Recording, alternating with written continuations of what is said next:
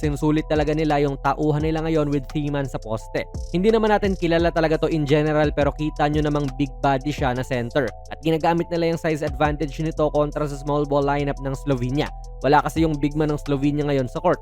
Yan actually yung mangyayari talaga dyan, makakascore siya sa loob. Pero kasi may iba pang nangyayari sa paligid like itong si Franz, nagbibigay na ng cross screen doon sa shooter nga na si Obs. So dahil nga sa ganitong mga bagay na may advantage ka na sa ilalim, then habang nangyayari nga yan ay may threat pa na yung movement shooter ay pumapwesto na para mapasahan siya. Pero ang ginawa po ni Obs dyan ay ng screen din pagkatapos niyan. Basically, nabisi itong mga help defenders habang nang mamasahe na sa ilalim tong big. E di mas madali siyang nakascore. Actually, inulit po nila yung play, pero iba yung mga personnel ngayon. Si Thiemann pa rin po yung pumoposte, pero si Bongga na ang nagbibigay ng screen at si Maodolo naman po ngayon yung shooter na binibigyan ng screen. So again, na-maximize nila yung personnel nila kasi nga lugi talaga yung Slovenia sa size ngayon. Mas lumapit pa si Prepelic dito sa poste, kaya yan ang sumisignal kay Thiemann na pwede na ipasa doon sa shooter. That's why kahit hindi po involved si Dennis sa play, wala rin si Franz ngayon ay nakaka-produce pa rin itong Germany dahil sa ganitong mga setup.